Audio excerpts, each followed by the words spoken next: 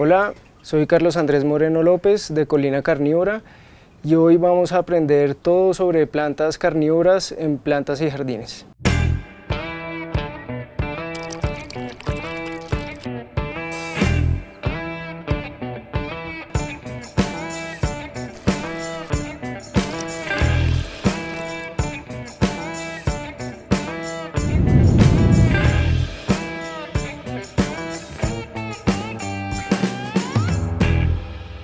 Para que una planta llegue a ser catalogada como una planta carnívora necesita cumplir tres funciones. La primera es atraer el animal, generalmente lo hace con néctar, olores dulces y también con los colores que ella tiene. La segunda es atrapar el animal y la tercera es digerirlo, que lo hacen con enzimas digestivas y así absorben y procesan lo que ellas capturan. Entonces necesita esas tres características para que llegue a catalogarse científicamente como una planta carnívora. También existen plantas precarnívoras o protocarnívoras que solo cumplen con una o dos funciones de estas tres características.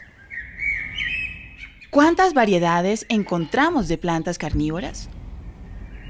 Existen más de 600 especies repartidas por todo el planeta. Sin embargo, acá en Colombia no tenemos tantas especies, lo que más tenemos es una planta de un género que se llama Utricularia. Tenemos aproximadamente unas 45 especies de utricularias diferentes. Podemos encontrar 3 especies de pingüículas y 3 especies de droseras aproximadamente. La más reconocida obviamente es la Venus atrapamoscas, que es la que tiene forma de boca, se mueve inmediatamente, es la que aparece en las películas, en los videojuegos. Ella es de Estados Unidos, es originaria de Estados Unidos, no la vamos a encontrar en ningún otro lugar del planeta en su ambiente natural. Y también hay otras que son ya bastante conocidas, que se llaman nepentes o les dicen jarrón de mono, que también capturan al animal más grande, que alcanza a ser un pequeño ratón o una rana, una lagartija, dependiendo del tamaño de trampa que tenga. ¿Cuál es el tipo de trampa o estrategia de cada una de las plantas para alimentarse? Podemos encontrar varios tipos de maneras de atrapar el animal. La que tengo aquí a mi lado se llama Sarracenia. Es una planta que no tiene movimiento, digamos que se puede decir que es una trampa de caída, ya que el animal entra dentro de la hoja y no puede volver a salir. Las paredes son resbaladizas y el insecto no se puede trepar por la trampa. También ella se ayuda con unos pelos que tiene direccionados hacia abajo y eso ayuda a que el animal se caiga dentro de la trampa. Esta en especial produce un néctar. El néctar tiene una característica que es tóxica, entonces emborracha a los animales y ayuda a que los animales caigan más fácil dentro de la trampa. Este tipo de plantas también son de Estados Unidos, alcanzan a medir 1 metro, 1,5 metros, también alcanzan a cazar ranas, lagartijas en los pantanos de Florida, pero no tienen movimiento. La gente piensa que ella tapa la tapita, pero ella no se tapa, al igual que la nepentes o el jarrón de mono. Aunque estas plantas son del otro lado del planeta, acá podemos ver este tipo de trampas. Ella tiene una trampa de caída, pero entonces la diferencia, ella produce dentro del jarrón un líquido para ahogar el animal. Ese líquido es anestésico, entonces cuando el animal cae ahí, los músculos se le duermen y no puede luchar. Esta planta es la que alcanza a atrapar el animal más grande, que puede ser un ratón, un pequeño roedor. Pues digamos que la lógica le dice a uno que un roedor tiene garras y tiene fuerza y puede salirse de la trampa, pero como el líquido es anestésico, entonces se le duermen los músculos, no puede luchar y se termina ahogando. Ya con otro tipo de trampas, hay unas que producen pegante. Hay 2 familias, se llaman droseras o pingüículas. Estas son droseras, tienen movimiento, pero entonces lo que hace es que el pelo abraza al animal. Las gotas se llama mucílago, es un pegante bastante fuerte, si yo lo toco me queda aquí pegado el dedo. Entonces son muy efectivas para los insectos, sobre todo para los zancudos que lo pican a uno, son súper efectivas. Hay unas droseras que se mueven inmediatamente también, pero son anuales, entonces son más difíciles de cultivar. Sin embargo, hay unas perennes, o sea que duran varios años, aproximadamente unos 20 años de vida, Hay unas plantas que sí, aparte de los pelos, la hoja también enrolla al animal, pero este movimiento se demora aproximadamente de 20 minutos a media hora. No siempre lo hace, la planta digamos que decide cuándo enrollar el animal. Si siente el suficiente estímulo del insecto luchando en la hoja, entonces la hoja sí se enrolla. Si de pronto captura un zancudito muy pequeño, simplemente se pega y los pelitos abrazan el animal, pero la hoja no se enrolla. La más conocida, pues la Venus atrapamoscas, ella produce néctar también dentro de la boca. Acá pues ya algunas hojas están cerradas. Las personas piensan que la hoja tiene dientes, ¿sí? O que mastica, y pues la planta no va a hacer eso porque pues no, digamos que no es un animal, no tiene aparato digestivo, ¿sí? Al igual las plantas entonces van a producir las enzimas digestivas solo cuando capturan el animal. Ella tiene varios tipos de pelos. Para que entendamos un poco, es familiar de las droseras, la familia se llama Droseraceae. En la historia evolutiva es la planta más joven en la evolución.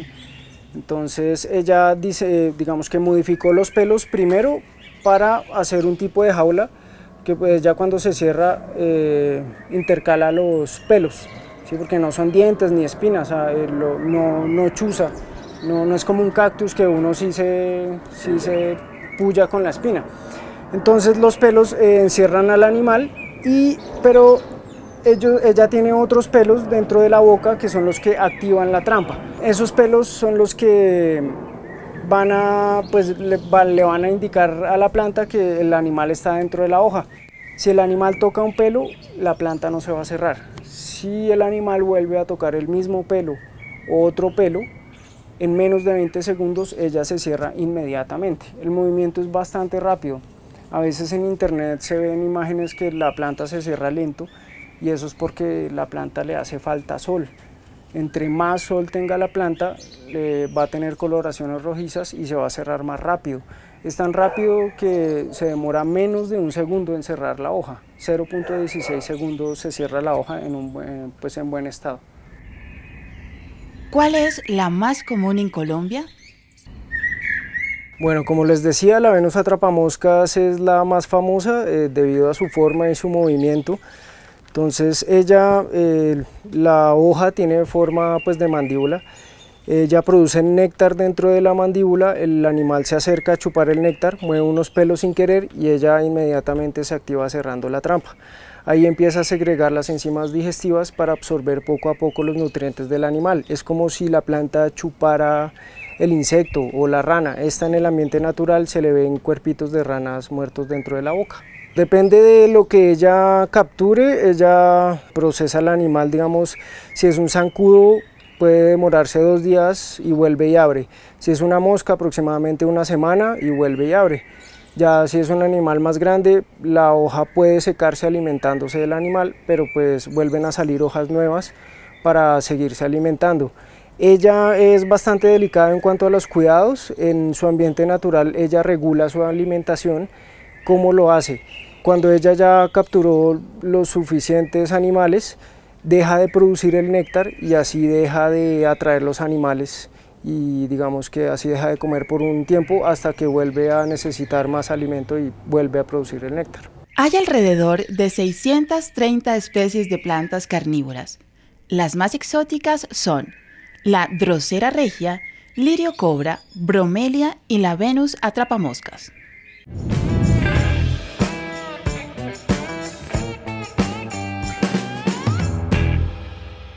Bueno, pues la más demorada, pero es la mejor, ya que vamos a tener plantas de mejor calidad, es desde semilla. Hay algunas plantas carnívoras que se autopolinizan y pues ellas sacan la semilla, es bastante fácil reproducirlas desde semilla, producen bastantes semillas, se llaman droseras, generalmente pues las que sacan semillas solitas. Pero hay otras que no se autopolinizan, entonces toca prácticamente hacer el trabajo del insecto, polinizar flor con flor para poder que la semilla cuaje y tengamos una nueva planta. Así el método es más demorado, digamos que yo puedo esperar 3 años desde que siembro la semilla para tener una planta muy pequeñita. Después de los 3 años ya la planta se desarrolla mucho más rápido y es más resistente, es más fácil de pues de cultivar, pero pues siempre es mucho más demorado. Los cultivadores no, digamos que no les gusta mucho ese proceso porque es muy demorado, pero siempre va a ser el mejor proceso. La segunda forma de reproducir estas plantas puede ser por esqueje. Entonces podemos coger una hoja, generalmente se reproducen por hojas, uno la siembra encima del sustrato y ahí salen nuevas plantas. Es mucho más rápido el proceso. Puedo estar teniendo plantas de 3 a 5 meses ya para la venta, pero pues es un clon de la planta, ¿no? Entonces pues si uno repite ese proceso muchas veces, digamos que la genética se va a terminar dañando un poco. Siempre va a ser mejor desde semilla, pero pues el proceso de esqueje es mucho más rápido. La tercera es por división, pues ya cuando las plantas tienen hijitos a los lados, uno puede separar y dividir y coger en otras materas y así uno las multiplica mucho más fácil. También por división y por esqueje, pues la planta se va a reproducir mucho más rápido, ya que de donde saca uno el esqueje o la división ya es una planta adulta, entonces la planta pequeña se va a reproducir ya, pues se va a desarrollar como una planta adulta. ¿Cuál es la forma correcta de plantarlas? Si hablamos desde semilla, las semillas tienen un proceso un poco diferente a las otras semillas de plantas normales. Generalmente en las otras plantas la semilla se entierra, en cambio las semillas de las carnívoras no se pueden enterrar, sino que se esparcen encima del sustrato. El sustrato de las carnívoras es especial, es diferente a las demás plantas, se llama turba rubia. También podemos utilizar otros sustratos que sean pobres en nutrientes, como mecha de coco que esté bien lavado, corteza de pinopátula, arena de cuarzo, turba de coco también. Todos estos sustratos son pobres en nutrientes. Si yo utilizo tierra de la normal que esté bien fertilizada, lo que voy a hacer es quemar la planta, ya que la planta pues obtiene los nutrientes es de los animales que captura en sus hojas.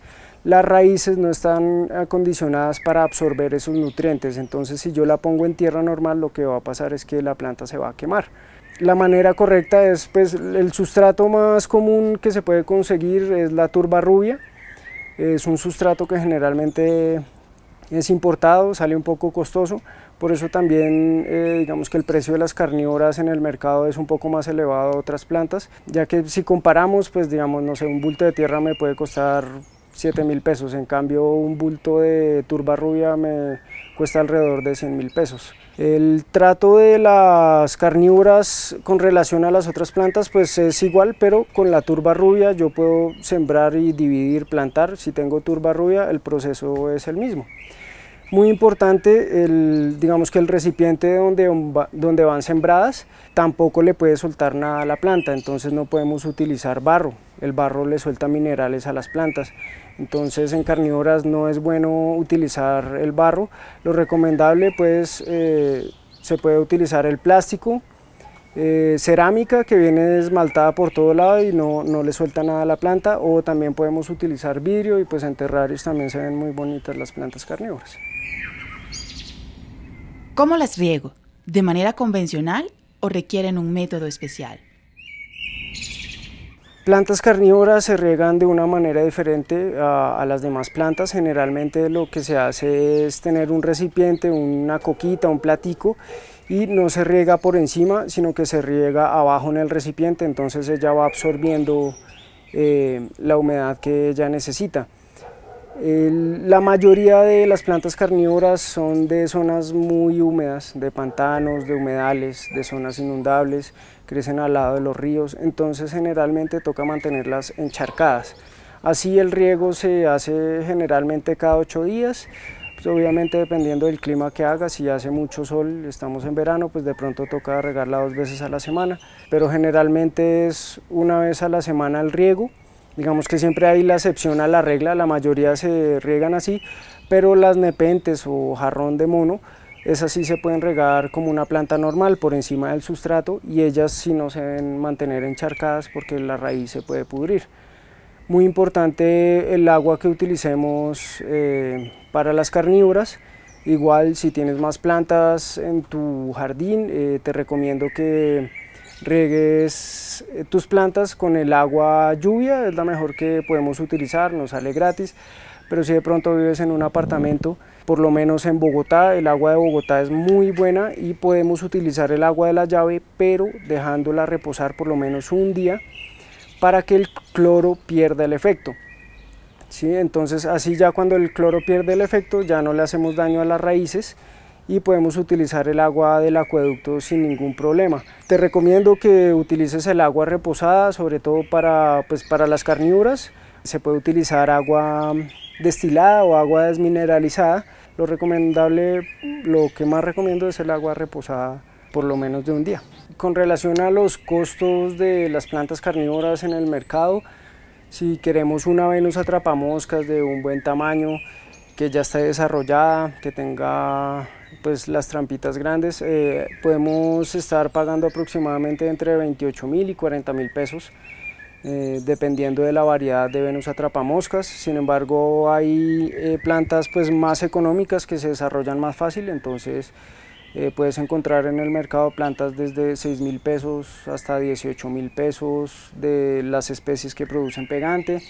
Ya como especies como nepentes o sarracenias, cuando las nepentes ya están muy grandes, muy desarrolladas, podemos encontrar plantas hasta de 120.000 pesos. Sin embargo, pequeñas se pueden encontrar de 28.000 pesos aproximadamente.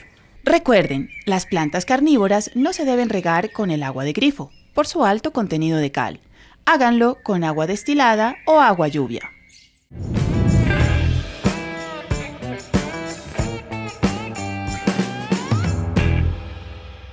Bueno, con relación a los abonos en el cultivo de plantas carnívoras, la mayoría no se pueden abonar. Generalmente lo que pasa es que se va a quemar la planta y se va a morir. El mejor abono, pues digamos que ella lo consigue sola atrayendo el insecto o los animales. Los insectos que capturan es el abono para ella. Sin embargo, hay dos especies en plantas carnívoras que se pueden abonar, pero en muy bajas cantidades, que son las nepentes o jarrón de mono y las pingüícolas. Del resto de especies, pues no, lo recomendable es no abonar las plantas, ya que se pueden morir. Lo más recomendable es, para que crezcan más rápido, es asemejarle las condiciones que ellas necesitan de humedad y de calor. ¿Debemos hacer una limpieza periódica a la planta?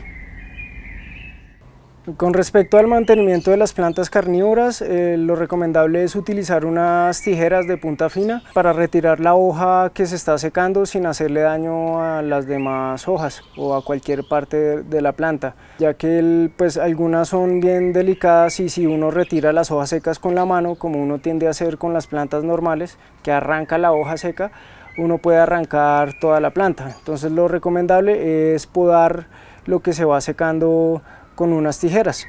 Bueno, pues ahí ya hablamos un poco de la especie para trasplantar la planta. Sin embargo, las plantas que crecen lento, como la Venus atrapamoscas, las sarracenias, pueden estar en su misma matera 1 o 2 años sin ningún problema.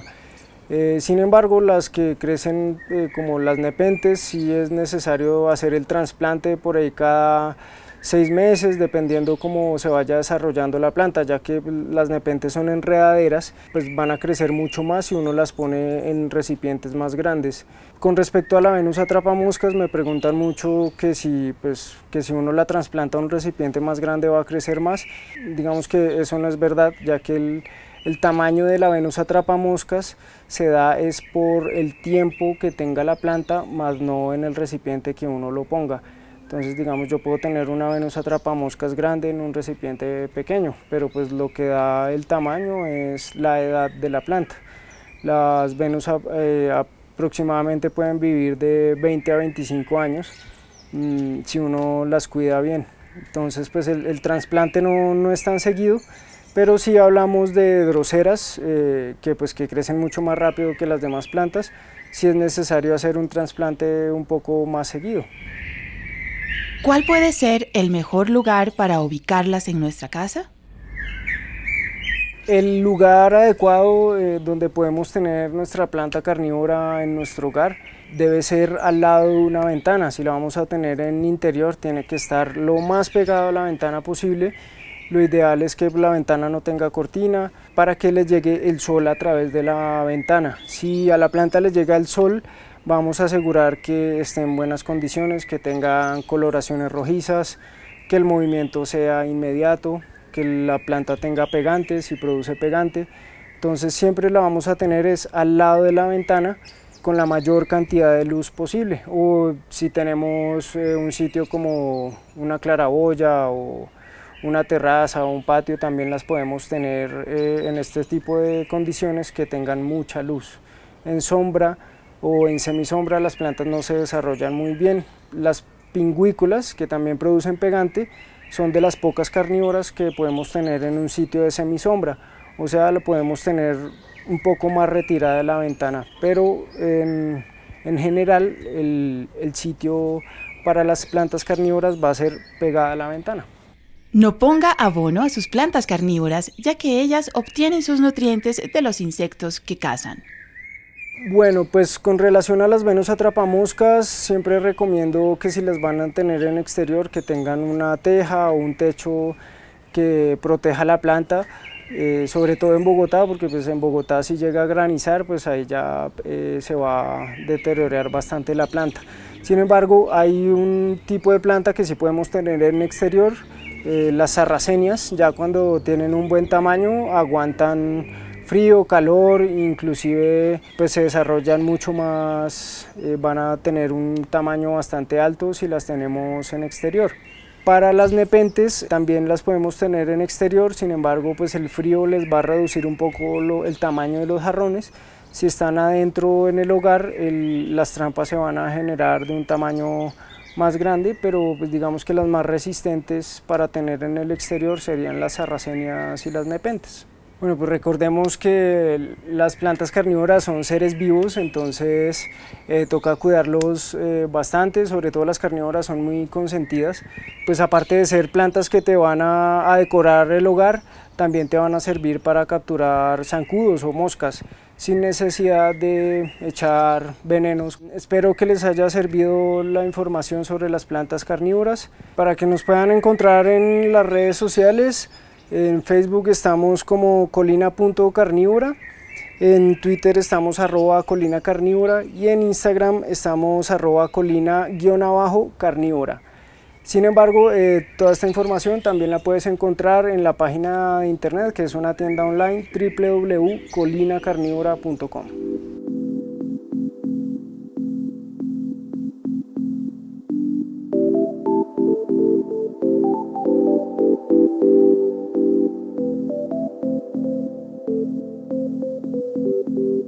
Hola, soy Andrés Hernández, Andrés H. Moda, asesor y consultor en imagen, diseño y moda. Y hoy, en Plantas y Jardines, todo lo relacionado a decoración de bodas. ¿Qué debo tener presente al momento de organizar la decoración para mi boda? ¿Qué hay que tener presentes al momento de la decoración de nuestra boda? Muy sencillo: lugar, hora y el estilo que tiene nuestra boda. Ese hace que diga qué colores utilizar, qué características y tamaños, y además el número de nuestros invitados por cada mesa. Eso hace que los centros de mesa sean altos o a ras de la misma. En este ejemplo les estoy dando unas características o un ejemplo muy dinámico y divertido y creativo con estas botellas como centros de mesa. Esto sería para una boda más clásica o una glam o una minimalista. Estas características con el menaje adecuado y un detalle muy importante: el número de meseros que vamos a atender atendiendo nuestro servicio para darle agilidad y una muy buena impresión a nuestros invitados.